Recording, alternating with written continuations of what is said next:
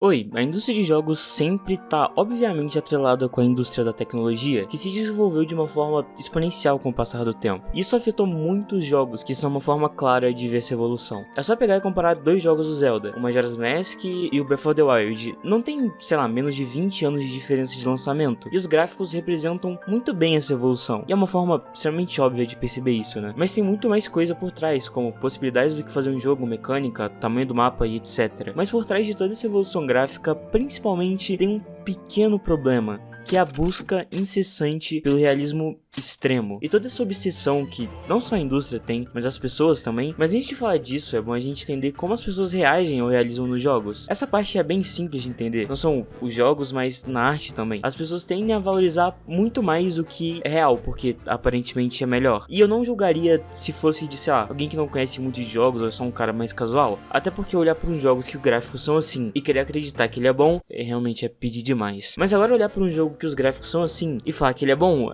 é até compreensível, vai. Mas o público que eu tô falando aqui são os mais gamers. Eu tenho uma versão gigante a essa palavra. E uma prova disso são os jogos feitos em Unreal Engine. Só pra contextualizar, a Unreal é uma plataforma de criação de games, que é muito conhecida pelos gráficos bonitos que ela já tem pré-disponível, o que facilita bastante na criação de jogos com gráficos mais avançados. E ela é gratuita, então é muito comum as pessoas refazerem jogos já existentes com gráficos melhores. E é sério, se você pesquisar Unreal Engine, mais o nome de qualquer franquia ou de qualquer jogo, na verdade, vai ter, tipo, no mínimo 5 vídeos parecidos com esse. Eu acho que eu nem preciso falar aqui que eu não tenho nada contra quem faz esse tipo de jogo. É mais sobre o que esse tipo de remake representa. Essa é uma forma bem clara de entender a obsessão que o público tem com os gráficos. Mas ainda assim, os gráficos não são tudo que um jogo tem para oferecer, porque toda a experiência de se jogar algo vai muito além disso. E um exemplo ótimo é pegar esses jogos feitos na Unreal. Se você analisar eles com um pouco de calma, você vê que mesmo com luzes, gráficos e texturas mais realistas, o jogo ainda é meio vazio, e às vezes o realismo não se adequa ao estilo que o jogo se propõe. E o ponto que eu quero chegar é que os jogos não precisam ser realistas, porque fatores para um jogo ser bom, visualmente, vão muito além disso. Um exemplo que eu posso dar é o Breath of the Wild, que tem modos que deixam o jogo mais realista, e meu Deus, gráficos foda, mas literalmente matam o jogo. Tira sua personalidade, a sua essência e deixa ele completamente genérico. E o que faz essa presença de gráficos realistas serem tão impactantes é que o jogo não foi feito para ter gráficos assim. E outra coisa que faz o jogo ser extremamente único e bonito é a sua direção de arte incrível que ele tem. E provavelmente muitas pessoas nem sabem o que é direção de arte, mas explicando de uma forma simples, é basicamente todo o contexto e estética de um jogo, e principalmente o que ele quer te passar. E um jogo bem recente que faz com maestria, e graças a Deus eu vou falar desse jogo, porque faz muito tempo que eu quero falar dele. Quem já tá no canal tem, sei lá, pelo menos 2 anos, sabe o quanto eu amo Omori e toda a direção artística dele. Mas pra falar dele, eu vou ter que usar alguns contextos da história do jogo, então vai ter alguns pequenos spoilers. Basicamente, o jogo se divide em dois, uma parte na vida real e outra no mundo dos sonhos. E a parte genial é como esses dois mundos se conectam. Muitas vezes no mundo dos sonhos a gente pode ver referências do mundo real, seja acontecimento, personagens, pessoas, etc. E tudo isso é feito com maestria, usando uma paleta de cores mais lúdica, que contradiz com a paleta mais desaturada e sem graça do mundo real. E o mais interessante do que isso é quando o inverso acontece, quando elementos do mundo real entram no sonho. Não o inverso em si, mas sim quando um objeto estranho entra nesse lugar onde tem esse padrão. Como um exemplo, o próprio Omori, que é essa figura sem cor e totalmente apática, que quebra todo o visual do mundo. E também tem o inverso, quando os elementos do sonho entram no mundo real, quando como o Omori confronta seus medos e a gente pode ver a personificação deles e como eles se manifestam, como por exemplo o Algo na Escuridão, que é um monstro que aparece nas escadas da casa e tem diversas mãos. E quem jogou o jogo sabe, né?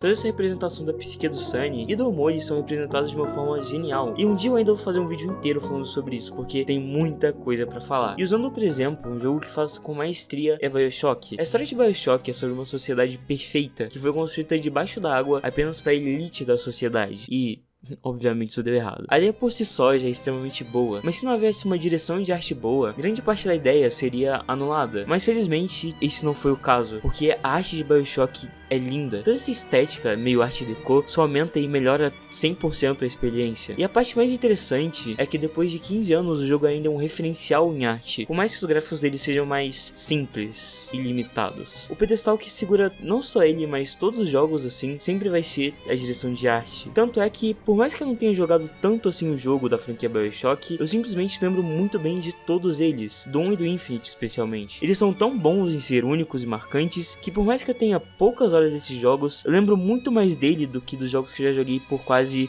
20 vezes mais. E eu não digo só a direção de arte, mas tem diversos outros fatores mais importantes para os jogos serem bons, como game feel e player feedback. Mas aí é outra história, é outro papo meio longo. Mas em resumo, isso dita o que o player sente quando joga. É basicamente definir se seu jogo é divertido mesmo sem os gráficos. E é exatamente a diferença disso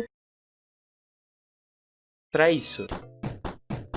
Mas enfim, outro dia eu faço um vídeo sobre isso. Eu tenho prometido muitos vídeos atualmente, né? E aí onde entra o problema dos jogos serem realistas. E toda essa obsessão que resume jogos somente a isso. Que é algo que vem acontecendo tem bastante tempo. E sei lá, quando você joga um jogo e para pra reparar, você acabou de terminar um jogo com gráficos bons, mas que você não lembra literalmente de nada. Porque no final os gráficos não vão te marcar, mas sim a arte de um jogo. E é estranho ver como as pessoas são muitas vezes mais cegas pelos gráficos e colocam eles em um pedestal gigantesco. E toda essa obsessão faz cada vez menos sentido. Porque, tipo, já tem, sei lá, uns 5 anos que os gráficos não têm um diferencial extremamente importante e notável. Os gráficos em si já chegaram praticamente no seu pico. Não tem tantos lugares pra ir ou melhorar. Olha aqui o Kaique da edição. Mas enquanto eu tô fazendo esse vídeo, eu acabei achando esse outro vídeo do BRKS Edu. O BRKS Edu, reclamando que não teve muita evolução nos gráficos do God of War Ragnarok.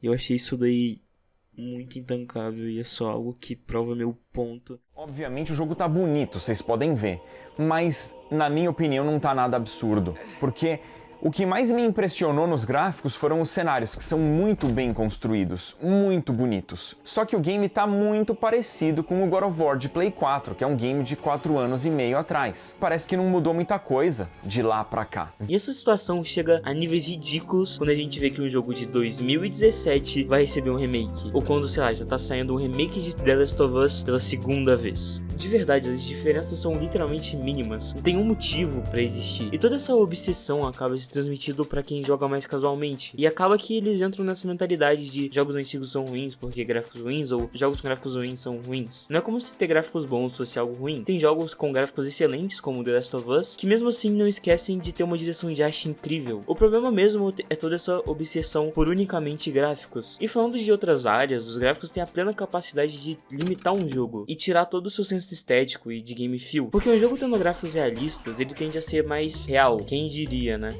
Isso acaba limitando de uma forma na gameplay mesmo, por exemplo. É só lembrar dos jogos da Unreal. Gráficos, luzes e texturas realistas intervêm na gameplay, porque quando você vê algo assim, a última coisa que você espera é que outros elementos do jogo se destoem do realismo, previamente já estabelecido. O que dá esse sentimento de não ter sentimento. E com jogos mais cartoons ou mais simples, dá pra brincar bastante com isso. Sei lá, não falta exemplo disso. Seja de jogos mais simples e estilizados, que deixa a gameplay super fluida e assertiva, até de jogos com gráficos de PS2, que eu já fiz vídeo aqui no canal, pelo amor de Deus, vai lá ver. E todos esses jogos acabam priorizando a gameplay aos gráficos. E essa busca por melhores gráficos e mais bonitos acabam barrando outros elementos tão importantes quanto, como gameplay, história, direção de arte, etc. Até porque os jogos não são lançados 100% prontos. Os desenvolvedores escolhem o que vai ser priorizado ao fazer o jogo. E obviamente não dá pra focar em tudo. Se você foca mais de um, os outros elementos são prejudicados ou não são tão investidos tanto tempo neles. E em resumo, nem as chances de jogos com gráficos mais estilizados ou até gráficos ruins.